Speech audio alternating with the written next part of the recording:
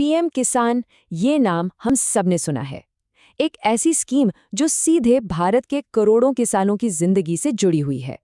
लेकिन ये सिर्फ एक सरकारी योजना नहीं है, ये दुनिया की सबसे बड़ी डायरेक्ट कैश ट्रांसफर पहलों में से एक है।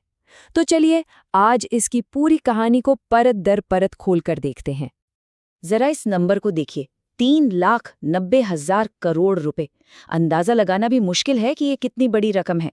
और ये सारा पैसा बिना किसी बिचौलिए के सीधे 11 करोड़ से ज्यादा किसान परिवारों के बैंक खातों में पहुंचा है। ये दिखाता है कि ये स्कीम कितनी विशाल है। लेकिन एक बड़ा सवाल ये उठता है कि कागज पर जो ये इतनी बड़ी सफलता दिख रही है, क्या वो जमीन पर भी उतनी ही असरदार है?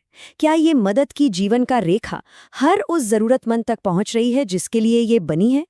आज इसी पहेली को सुलझाने की कोशिश करते हैं। ठीक है, तो चलिए इसमें थोड़ा और गहराई से उतरते हैं। सबसे पहले ये समझना जरूरी है कि आखिर पीएम किसान का मूल वादा क्या है और ये असल में काम कैसे करती है।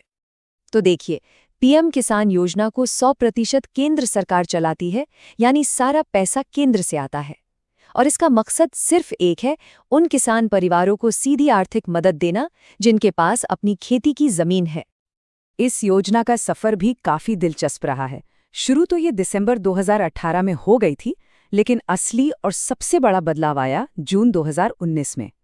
पहले ये सिर्फ छोटे किसानों के लिए थी, लेकिन फिर इसे सभी भूमिधारक किसानों के लिए खोल दिया गया। ये एक बहुत बड़ा कदम था। तो मिलता क्या है? हर वो किसान परिवार जो इसके दायरे में आता है, उसे मिलते हैं साल के 6,000 रुपए। और ये पैसा एक साथ नहीं आता, बल्कि 2,000 रुपए की 3 किश्तों में हर 4 महीने पर दिया जाता है। इसकी टाइमिंग ऐसी रखी गई है कि ये अक्सर बुवाई या खेती की दूसरी जरूरतों के समय किसानों के काम आ सके। अब आते हैं सबसे अहम और थोड़े पेचीदा हिस्से पर, यानी पात्रता। सुनने में तो ये बड़ा आसान लगता है, लेकिन असल में ये एक पहेली की तरह है, जो ये तय करती है कि कौन इस योजना के दायरे में आएगा और कौन इससे बाहर रह जाएगा। देखिए, कागज पर तो नियम बड़े सीधे साधे हैं। भारतीय नागरिक होना चाहिए, एक किसान परिवार होना चाहिए जिसके पास खेती की जमीन हो, और ये जमीन 1 फरवरी 2019 से पहले परिवार के नाम पर दर्ज हो। सुनने में तो सब ठीक लगता है ना? लेकिन असली कहानी शुरू होती है उन लोगों से जो इस योजना से बाहर हैं। और ये लिस्ट काफी लंबी है। इसमें बड़े सरकारी अधिकारी, डॉक्टर, इंजीनियर, इनकम टैक्स भरने वाले लोग तो हैं ही, पर सबसे बड़ा सवाल उन लोगों पर उठता है जो असल में जमीन पर पसीना बहाते हैं, यानी किराए पर खेत लेकर काम करने वाले किसान और भूमिहीन मजदूर। उन्हें इस योजना का कोई लाभ नहीं मिलता, क्योंकि ये पूरी तरह से जमीन के मालिकाना हक पर आधारित है। तो हर बड़ी योजना की तरह पीएम किसान के भी सिक्के के 2 पहलू हैं। चलिए अब इसके जमीनी असर को देखते हैं। जहां इसकी कुछ जबरदस्त सफलताएं हैं, तो वहीं कुछ गंभीर चुनौतियां भी साफ नजर आती हैं। एक तरफ ये योजना करोड़ों लोगों तक सीधे पैसा पहुंचाकर भ्रष्टाचार खत्म करती है और उन्हें बैंकिंग सिस्टम से जोड़ती है। ये एक बड़ी कामयाबी है। वहीं दूसरी तरफ एक कड़वी सच्चाई ये भी है कि जो शायद सबसे ज्यादा जरूरतमंद हैं, यानी भूमिहीन किसान, उन्हें इसका कोई लाभ नहीं मिलता। और 500 रुपए प्रति माह की रकम आज की महंगाई में खेती की लागतों के सामने कितनी है, ये भी एक बहुत बड़ा सवाल है। कई आर्थिक स्टडीज ये मानती हैं कि ये योजना अपने मुख्य लक्ष्यों को हासिल करने में काफी सफल रही है, खासकर किसानों को बैंकिंग सिस्टम से जोड़ने और उन्हें एक नियमित आर्थिक सहारा देने में। ये इसकी एक बहुत बड़ी उपलब्धि मानी जाती है। लेकिन जैसा कि मैंने कहा, सिक्के का दूसरा पहलू भी है।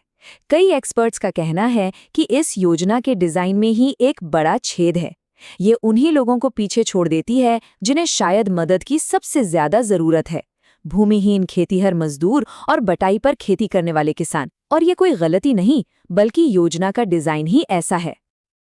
अच्छा चलिए अब उस टेक्नोलॉजी पर नजर डालते हैं जो इतनी बड़ी योजना को चला रही है, और साथ ही ये भी समझते हैं कि अगर किसी लाभार्थी का पैसा रुक जाए तो उसका समाधान क्या है। देखिए, इस विशाल योजना के पीछे इसका डिजिटल इंजन है। एक ऑनलाइन पोर्टल है, एक मोबाइल ऐप है जिसमें चेहरे से ही पहचान वेरीफाई हो जाती है, जिसे ई-केवाईसी कहते हैं। और मदद के लिए किसान ई मित्र नाम का एक एआई चैटबॉट भी है जो 11 भाषाओं में सवालों के जवाब देता है। ये सब इसलिए ताकि पूरी प्रक्रिया पारदर्शी रहे और लोगों को आसानी हो। तो अगर किसी की किस्त रुक गई है तो टेंशन लेने की जरूरत नहीं है। आमतौर पर 3 ही बड़ी वजहें होती हैं।